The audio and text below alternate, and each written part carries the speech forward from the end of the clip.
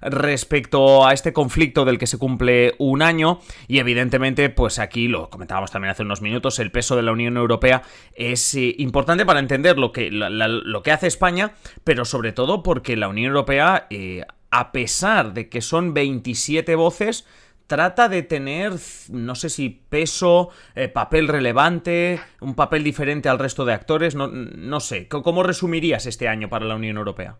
Bueno, lo trata, pero no lo consigue. Es decir, aquí siempre hablamos de la influencia de la Unión Europea como actor geopolítico, ¿no? Entonces, yo creo que hay gente que se acordará de hace poco las negociaciones que hubo entre Irán y Estados Unidos por el tema del acuerdo nuclear. Ahí la Unión Europea fue mediadora, casi porque no quedaba otro remedio, ¿vale? Es decir, no había más actores, vamos a decir, no neutrales, pero que pudieran ejercer ese equilibrio, ¿no? En el caso de Oriente Medio, de Oriente Próximo, eso no pasa. Entonces la Unión Europea no tiene fuerza estratégica respecto a este conflicto, aparte de que, como tú decías, estos son 27 voces que está siendo prácticamente imposible convertir en una sola, ¿vale? Ese es el resumen del año para la Unión Europea. Entonces, bueno, hay una lucha interna entre hablar de doble rasero o no por cómo se ha gestionado Ucrania y cómo se está gestionando Israel y Gaza. Bueno, ha sido un año que ha sido un poco montaña rusa, ¿no? Todos están de acuerdo que la escalada y el conflicto en Oriente Próximo tiene que terminar, pero no están de acuerdo en el cómo se llega a ese final, siempre teniendo en cuenta que este es un conflicto que no es nuevo. O sea, es decir, estamos en el marco de la guerra iniciada el 7 de octubre de 2023 con los atentados de Hamas y después con la respuesta para muchos desproporcionada de Israel, pero hay que irse mucho más atrás para hablar del conflicto árabe-israelí, ¿no? La Unión Europea, pues bueno, juega un poco ahí unos equilibrios difíciles. Ya, claro, porque intuyo que además, sobre todo, el gran problema es cómo encajar, ¿no? En el discurso de la Unión Europea, pues, bueno, esas 27 voces que decimos.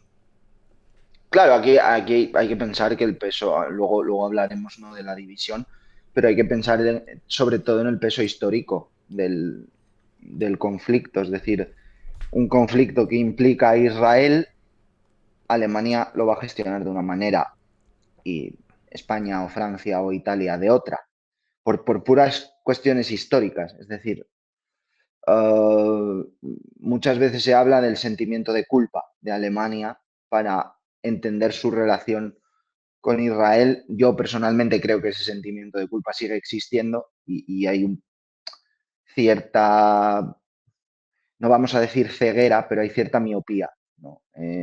Nos dará de sí el tema de la miopía alemana para más temas, no solo para este.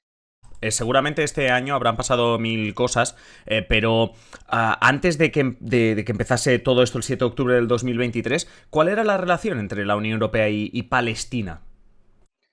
Bueno, con Palestina, yo creo que esto mucha gente no lo sabía, creo que ahora sí que se puede ir conociendo mejor, pero en la Unión Europea es el primer donante de ayuda humanitaria para Palestina. Es decir, al principio de la guerra, del conflicto, el 7O, todo el mundo decía, bueno, la Unión Europea, por el movimiento natural era alinearse o un alineamiento con Israel, pero los hechos no dicen eso. Es decir, los datos no dicen eso.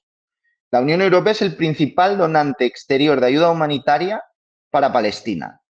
Esa ayuda se ha ido incrementando paulatinamente después de una revisión que se hizo, nos acordaremos de aquella revisión que se hizo para comprobar que la ayuda humanitaria de la Unión Europea no iba destinada a financiar a Hamas. ¿Vale? Hay que decir que el dato global estanco que teníamos para el periodo 2021-2024 era de 1.177 millones de euros, que se vehicula a través del llamado NDICI, que son unas siglas en inglés que se refieren a Neighborhood Development and International Cooperation Instrument. Esto es básicamente abarca tanto vecindad, porque el Mediterráneo para la Unión Europea es una región vecina geográficamente, para el desarrollo y para la ayuda humanitaria. 1.177 millones de euros que se han ido aumentando a través de otras partidas. Por ejemplo, el Banco Europeo de Inversiones, que es el organismo que preside ahora Nadia Calviño, vehicula otras ayudas destinadas a Palestina.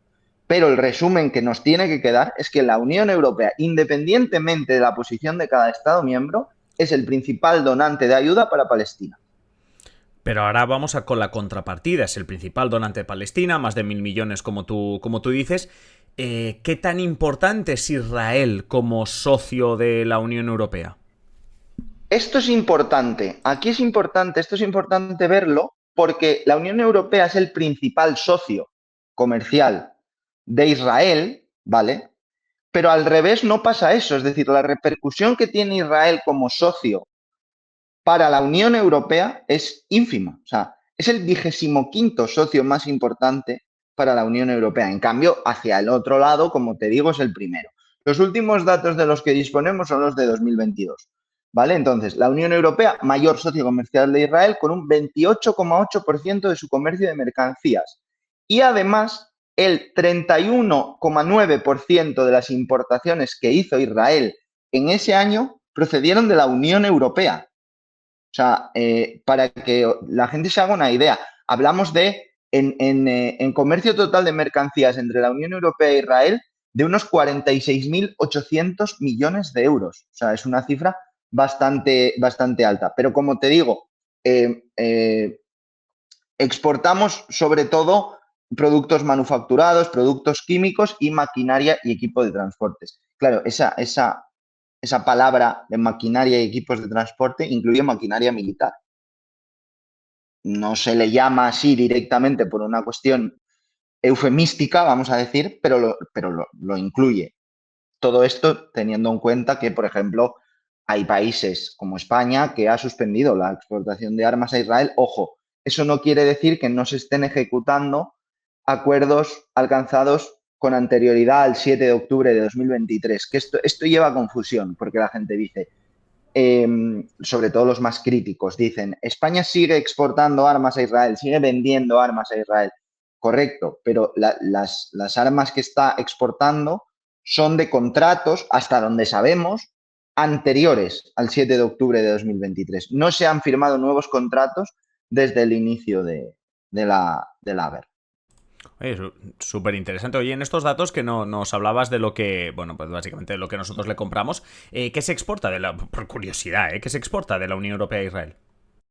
A Israel, las exportaciones, mira, te doy los datos. En 2022, las exportaciones de la Unión Europea a Israel, sobre todo maquinaria y equipos de transporte, un 41,9% de las exportaciones, productos químicos un 17,6% y otros productos manufacturados un 12,1%. Es más o menos un poco, en productos manufacturados, obviamente es una categoría súper amplia, pero esa es la clasificación. Oye, no quiero cambiar de tema sin preguntarte una cuestión. Al principio lo hemos dado casi por hecho, que hay 27 voces, que es un tema complejo para poner de acuerdo para tener una única posición. Veremos también que haya calas cuando aterrice o cuando coja el testigo de Josep Borrell. Pero lo que sí quiero preguntarte, por países, no sé si un quién es quién o quién está con quién. Es decir, a nivel Unión Europea, a nivel de los países miembros, ¿podemos, no sé, poner etiquetas?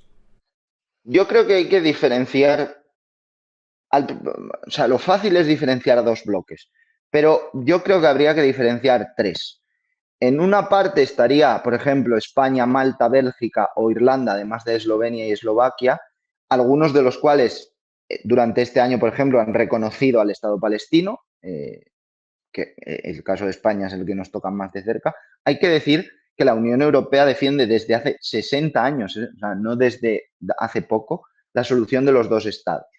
¿Vale? O sea, como bloque es la política que defiende la Unión Europea. Claro, luego cada Estado miembro tiene sus intereses. Tenemos ese bloque, vamos a decir, alineado con el reconocimiento del Estado palestino. Tenemos un bloque de socios fuertes de Israel, donde están sobre todo Alemania y Austria. Y hay un punto intermedio de países, un bloque intermedio que no reconocen o no están yendo hacia el reconocimiento del Estado palestino, pero están empezando a ser cada vez más críticos con Israel. Y aquí están tanto Francia como Italia. Macron hace unos días dijo directamente que una de las maneras de acabar con los ataques israelíes sobre Gaza era dejar de exportarle armas a Israel. Que luego Netanyahu le contestó algo así como que ellos van a derrotar a Hamas con la ayuda de Francia o sin ella. Netanyahu puede decir lo que quiera, Meloni también va en esa línea, pero los datos son los que son. Es decir, Israel es mucho más dependiente de la Unión Europea que al revés. Por eso una de las iniciativas que puso España sobre la mesa hace meses, junto con Irlanda y Bélgica, fue suspender el acuerdo de asociación Unión Europea-Israel. Básicamente, romper o dejar en suspenso cualquier relación comercial. Eso von der Leyen lo recibió, porque esto se tiene que pedir a la Comisión Europea. Von der Leyen lo recibió y no ha dado una respuesta. No parece que la vaya a dar y esto provocó en su momento un choque importante entre Josep Borrell y Ursula von der Leyen, porque todos sabemos el nivel de crítica de Josep Borrell hacia Israel y la poca crítica de Ursula von der Leyen hacia el gobierno de Netanyahu. Evidentemente, el foco no se pone desde aquí, desde Bruselas, en Israel, sino en el gobierno de Netanyahu. Claro, desde fuera, cuando estudias la parte más práctica del acuerdo, es evidente que una suspensión del acuerdo de asociación haría mucho daño a Israel. Y ahí el filtro no son los países miembros, eso lo decide la Unión Europea, la Comisión Europea, perdón. O sea, parece un paso sencillo, pero que de momento no se da y no parece que se vaya a dar a corto plazo.